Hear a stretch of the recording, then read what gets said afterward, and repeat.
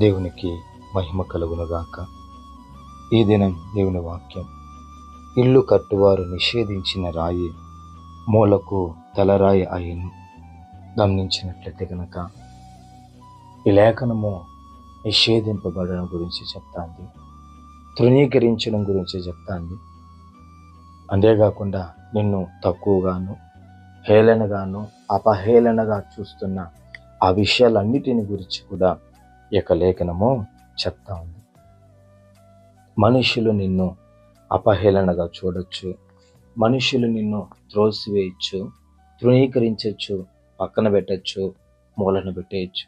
అయితే లేఖనం ఏం చెప్తుందంటే, ఎవరైతే అలాగా నిషేధిస్తారో, తృణీకరిస్తారో అటువంటి వారందరి ఎదుట కూడా దేవుని లేఖనం ప్రకారంగా తలకు ఆ యొక్క మూలకు తలరాయిగా, అంటే వారందరి ఎదుట కూడా నిన్ను దేవుడు ఎలా చేస్తాడంటే ఒక బలమైన వ్యక్తిగా దేవుడు వాళ్ళందరి ఎదుట నిన్ను లేవనెత్తుతాడు. లేఖనాల్లో మనం పరిశీలించినట్లయితే కనుక యోసేపు కావచ్చు, దావీదు కావచ్చు, వీళ్ళిద్దరిని వారి అన్నల్లో చాలా తక్కువగా చూస్తారు. వీడెందుకు పనికిరాని వాడు, వీడు దేనికి కూడా ఏ పనికి కూడా పనికిరాడు, వీడొక యూజ్లెస్ ఫెలో అనేటట్లుగా వారు దావీదు అన్నలు కావచ్చు, యోసేపు అన్నలు కావచ్చు, వీరు చూసినప్పటికీ దేవుడు దావీదుని సింహాసనం ఎక్కించాడు.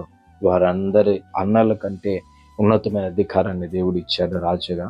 యోసేపు విషయంలో కూడా వారందరినీ పోషించగలిగే సామర్థ్యం, ఐగుప్తు దేశానికి ప్రధానిగా, ఒక బలమైన అధికారిగా దేవుడు యోసేపును నియమించడం జరిగింది. వారి విషయంలో, వారి జీవితంలో మనం గమనించాల్సిన కార్యాలు ఏమనంటే, ఎవరు ఎట్లా చూసినా, తక్కువగా చూసినా, హేళనగా చూసినా, ఎలాగ చూసినా, కేవలంగా చూసినా కూడా వారు చేసిన పని ఏమో తెలుసా? కేవలము దేని వైపు మాత్రమే చూశారు. ప్రభువా, నాకు చెప్పిన మాటలను నెరవేర్చండి, తండ్రి నాకు చూపించిన కళలను నెరవేర్చండి అని దీనిని పెట్టుకొని మాత్రమే ప్రార్థించారు. కానీ నా అన్నలను ఇలాగా చూస్తున్నారని చెప్పేసి వారు దిగులు పడలేదు, వేదన చెందలేదు. అయ్యో, నీవు నీ జీవితంలో మనుషులను అలాగో చూస్తున్నారు, నన్ను ఇలాగో చూస్తున్నారు, తక్కువగా చూస్తున్నారు, హేళనగా చూస్తున్నారు, ఒక మనిషిగా కూడా నన్ను మతించడం లేదు అని నువ్వు బాధపడేదానికంటే, నిశ్చయముగా నిన్ను సృష్టించిన దేవుడు నిన్ను అలాగ చూడలేదు కదా. నిన్ను సృష్టించిన దేవుడు నిన్ను గొప్ప వ్యక్తిగానే చూస్తున్నాడు కదా.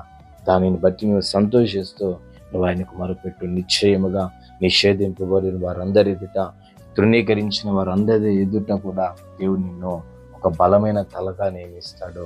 దేవుడి మాటలను దీవించుగాక. పరిశుద్ధుడా, ప్రేమ కలిగిన యేసయ్యా, స్తోత్రాలనైనా ఈ మాటలను దయతో మీరు దీవించి ఆశీర్వదించండి ప్రభా. స్తోత్రం, అభివృద్ధి పరచండి. యేసు నామంలో అడిగి పొందుకొని ఉన్నాము పవిత్ర తండ్రి, ఆమేన్.